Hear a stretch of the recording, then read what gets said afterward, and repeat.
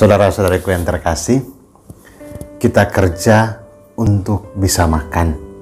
Kita kerja untuk kita hidup bahagia.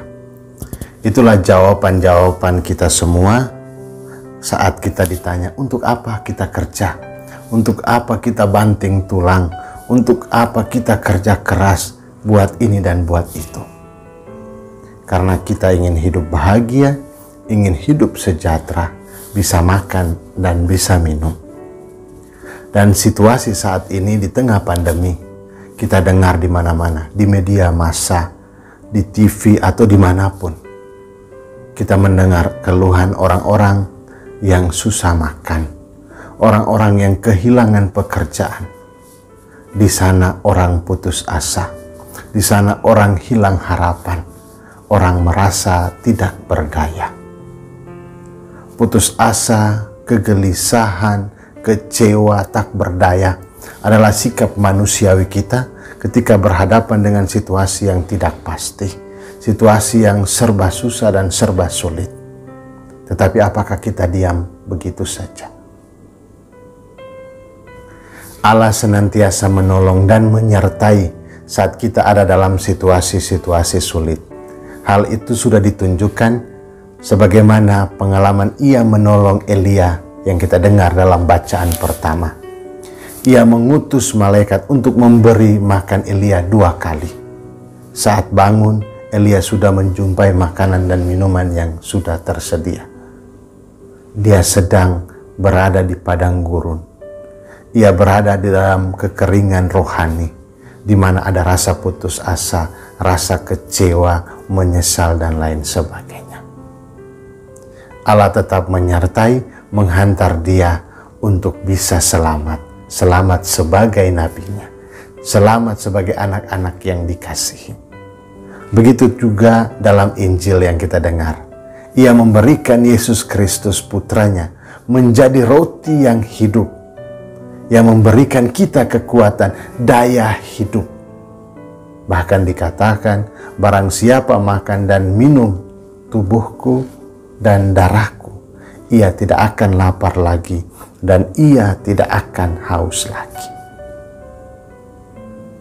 Dengan keyakinan dan iman yang sama, sebagaimana pengalaman Elia dan sabda Tuhan sendiri kepada kita, maka kita semua diajak untuk hidup di dalam kasih.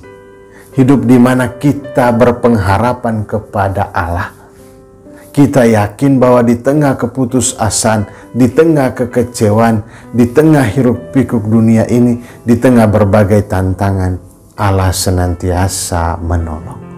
Mengutus orang-orang, mengutus malaikat-malaikat, mengutus nabi-nabinya untuk memberi kekuatan, untuk memberi peneguhan, dan memberikan keyakinan bahwa kita tidak akan mati sia-sia.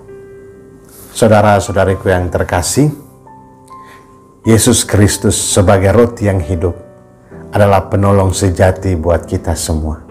Lewat sabdanya meneguhkan kita. Karena Ia sendiri adalah roti surgawi, roti yang hidup yang mengantar kita kepada hidup yang kekal.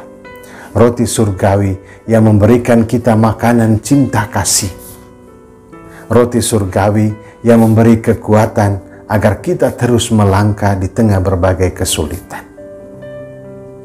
Roti hidup yang meyakinkan kita bahwa kehidupan kekal sudah disiapkan untuk kita semua yang percaya. Untuk itu, saudara-saudariku yang terkasih, di hari Minggu, hari penuh sukacita ini, mungkin kita punya rasa kecewa akan situasi di sekitar kita. Mungkin kita punya penyesalan-penyesalan, atau langkah kita terasa berat karena ada beban-beban kehidupan yang ada di dalam perjalanan kehidupan kita. Kita tidak sendirian. Allah senantiasa menolong. Mungkin langkah kita berat karena beban-beban hidup kita begitu banyak. Beban ekonomi, beban keluarga, persoalan ini dan itu. Ataupun tatapan dan harapan kita pudar karena masih banyak hal yang kita pikirkan. Mari kita datang kepada Tuhan. Kita serahkan segala pergumulan kita.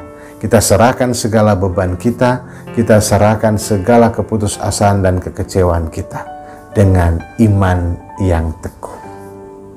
Dengan iman yang sama sebagaimana iman Elia, menyerahkan segala pengalaman kesulitannya dalam tangan Allah, maka Allah senantiasa menolong. Allah menyertai dan Allah memberikan kita hati yang baru, hidup yang baru, yakni hidup di dalam kasih Kristus. Teruslah melangkah, karena kesulitan pasti ada jalan keluarnya. Teruslah melangkah karena beban akan diringankan. Dan isilah hidup kita, isilah jiwa kita dengan santapan surgawi, maka kita akan senantiasa menatap Kristus, menatap Allah yang hidup dengan penuh kepastian. Tuhan memberkati Bapa dan Putra dan Roh Kudus. Amin. Selamat hari Minggu.